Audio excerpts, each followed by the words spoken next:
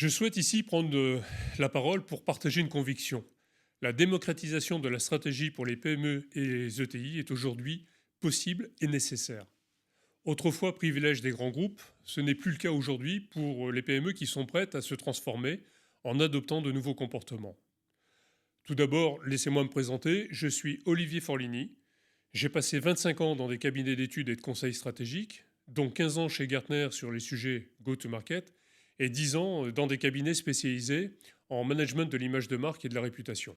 J'ai travaillé avec des grands groupes, des ETI, des PME, des startups.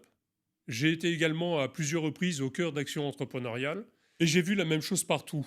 Trop d'approches en silo, un vrai manque de cohérence et d'alignement en interne qui malheureusement se perçoit en externe auprès des clients et auprès des prospects ainsi que des tiers.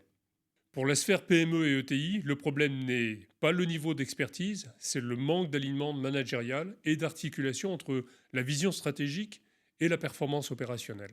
J'ai surtout constaté la cruelle disparité des moyens d'analyse stratégique pour les dirigeants de PME et d'ETI si on les compare aux grands groupes. Beaucoup de dirigeants ne manquent pas d'idées ni de projets. Au contraire, ils ont trop de pistes en parallèle et pas assez de rationnel pour décider.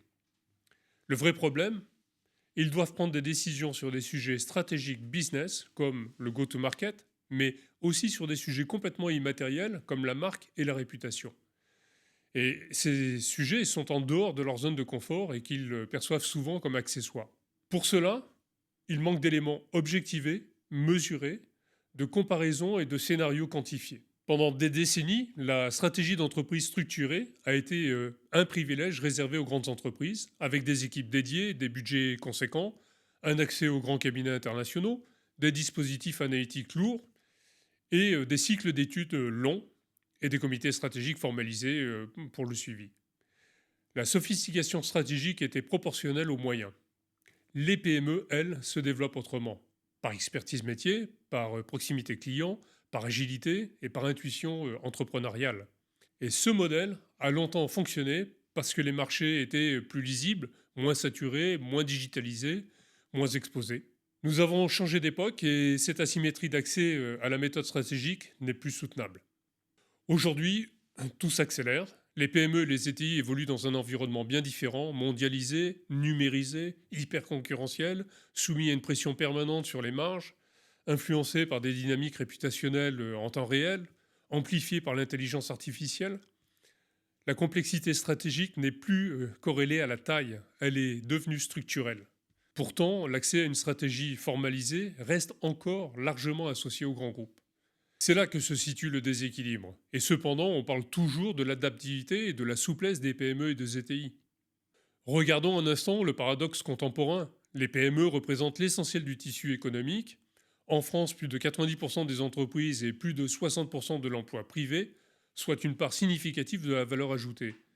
Elles sont au cœur de la compétitivité nationale, mais elles continuent dans une large proportion à décider sans cadre stratégique intégré. Le paradoxe est clair. Ce sont celles qui ont le moins de marge d'erreur, qui disposent historiquement du moins d'outils méthodologiques. Observons la fracture stratégique actuelle. Nous voyons émerger deux modèles de PME. Les PME qui structurent leur stratégie, elles ont intégré que le go-to-market est un outil de pilotage, le positionnement doit être formalisé, les messages doivent être cohérents, la plateforme de marque doit être construite, la réputation doit être pilotée. Elles transforment la stratégie en processus. Les PME qui restent dans un modèle intuitif, elles ajustent leurs offres au fil des opportunités, suivent le mouvement des concurrents, communiquent sans plateforme structurée, multiplient les initiatives sans cohérence globale. Dans un environnement simple, ce modèle pourrait suffire, mais dans un environnement complexe, il devient risqué. L'écart entre ces deux modèles s'accélère. Il est clair que l'intuition ne suffit plus. L'intuition est précieuse, mais elle ne permet pas de comparer des scénarios, d'objectiver des arbitrages, d'aligner des équipes et de piloter dans la durée. Un go-to-market mal structuré impacte directement le pricing, la conversion, le coût d'acquisition, la cohérence commerciale, l'attractivité globale. Ce n'est plus un enjeu de marketing, c'est un enjeu de gouvernance stratégique. L'alignement est indispensable, particulièrement sur les sujets de stratégie go-to-market, de l'image de marque et de la réputation. Une bonne stratégie, c'est quoi? En fait, c'est très simple. C'est une proposition de valeur claire et différenciée. Pourquoi moi? Qu'est-ce que j'apporte aux yeux de mon client? Quel problème je lui résous? Une innovation, technique ou dans l'usage? Un business model adapté, facile à comprendre ou à accepter. De façon opérationnelle, la performance durable repose sur l'alignement de ces trois dimensions.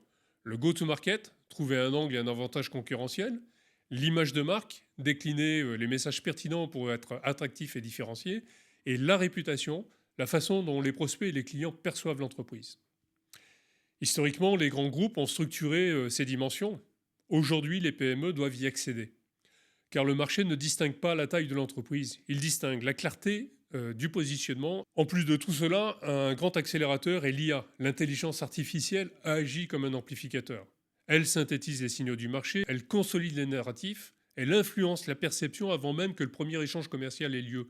Aujourd'hui, toutes les dernières études démontrent que lorsqu'un prospect demande des informations, il est déjà très avancé dans son processus d'achat. En ayant une approche structurée, les PME verront leur cohérence renforcée. Les PME intuitives verront leur incohérence révélée plus vite. La méthode devient un facteur de différenciation et d'amplification. Dans ce contexte, la démocratisation stratégique pour les PME et les ETI, c'est un changement de paradigme. Démocratiser la stratégie ne signifie pas la simplifier. Cela signifie rendre la méthode accessible, accélérer l'analyse, comparer les scénarios, objectiver les décisions, installer un pilotage qui est continu. Les outils technologiques permettent de faire désormais ce que seuls les grands groupes pouvaient faire et financer auparavant. L'asymétrie historique d'accès à la stratégie peut être réduite. La stratégie devient alors un fil conducteur, que l'on suit selon un principe très simple, mais avec rigueur. Manager, c'est mesurer, implémenter, piloter, ajuster. En conclusion, survie ou expansion? C'est un vrai choix stratégique. Pour une PME, la question n'est pas théorique, elle est existentielle. Un go-to-market mal défini érode la rentabilité, un positionnement flou affaiblit le pricing, une réputation non pilotée limite la croissance. À court terme, l'entreprise peut continuer à fonctionner. À moyen terme, elle subit les contraintes de son écosystème. La stratégie structurée devient alors un levier de survie, mais au-delà de la survie, elle devient surtout un levier d'expansion. Parce qu'une PME qui clarifie son angle d'attaque, structure sa proposition de valeur, aligne son discours et renforce sa réputation, et pilote ses arbitrages, ne se contente plus de résister. Elle prend de la vitesse, elle améliore son pouvoir de pricing, raccourcit ses cycles de décision, sécurise ses investissements, et devient plus attractive pour ses clients, ses talents et ses partenaires. La démocratisation de la stratégie n'est donc pas un confort intellectuel, c'est un mécanisme de sélection économique. Entre subir la complexité ou l'orchestrer et prendre le dessus, la stratégie ne doit plus être un luxe, elle doit devenir un outil accessible, adapté à la réalité des PME et immédiatement actionnable.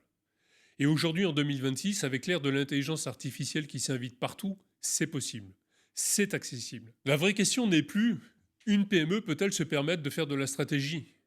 La vraie question est « peut-elle se permettre de continuer sans un cadre stratégique structuré ?» Ma conviction pour finir, dans les 5 prochaines années, ce ne sont pas les PME les plus grandes qui gagneront, ce sont celles qui auront structuré leur méthode.